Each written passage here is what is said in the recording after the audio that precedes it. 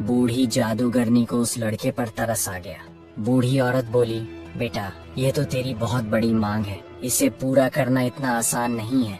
राक्षस घर वापस आने ही वाला है, वह तुझे देखेगा तो कच्चा ही चबा जाएगा, इसलिए मुझे ही तेरी रक्षा करनी पड़ेगी। उस बूढ़ी जादूगरनी ने उसे अपने जादू से एक मक्खी बना दिया। लड़का बोला, बूढ़ी माँ, मुझे आपसे 3 सवालों के जवाब भी पूछने हैं। पहला सवाल है, एक कुआं जिसमें पहले शरबत की तरह मीठा पानी निकलता था, आजकल क्यों सूख गया है? दूसरा सवाल है कि एक सेब का पेड़ जिस पर पहले सोने के सेब लगते थे, अब उस पर पत्ते भी नहीं लगते, वह पेड़ क्यों सूख गया है? तीसरा सवाल है कि एक नाविक को क्यों हमेशा इधर से उधर जाना पड़ता है, उसे इससे छुटकारा क्यों नहीं मिलता?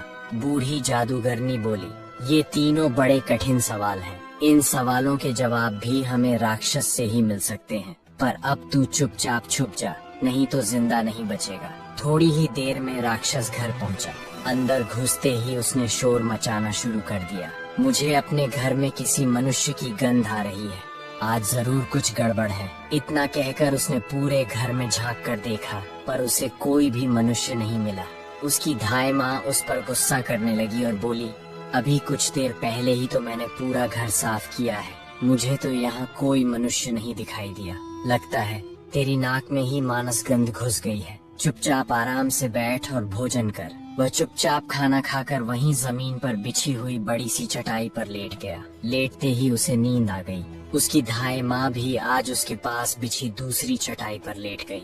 जब राक्षस नींद में जोर जोर से खर्राटे लेने लगा तो धाय माँ ने उसके सिर से सोने का एक बाल उखाड़ लिया।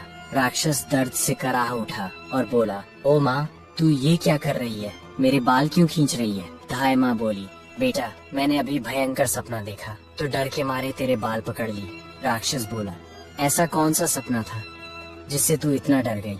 बूढ़ी धाय माँ बोली, मैंने सपने में देखा कि बाजार वाला कुआं जिससे शरबत निकलता था अब सूखा पड़ा है, इसमें किसका कसूर है? राक्षस बोला, इसे सिवाय मेरे कोई नहीं जानता। उस कुएं के नीचे एक बड़ा सा पत्थर है और उसी पत्थर के नीचे एक बड़ा सा मेंढक रहता है। वह मेंढक सारा शरबत पी जाता है, इसलिए जब तक उसे मारा नहीं जाएगा तब तक शरबत नहीं निकलेगा। इतना कहकर राक्षस फिर जोर जोर से खर्राटे भरने लगा।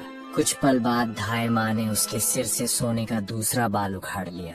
राक्षस फिर जोर से चीखा, ओ माँ, ये तू क्या कर रही है? धाय माँ बोली, बेटा बुरा मत मान, मैंने फिर से एक अजीब सा सपना देखा। To be continue. अगला पार्ट जल्दी ही आएगा। तब तक चैनल को सब्सक्राइब करें ताकि कोई भी कहानी मिस न हो।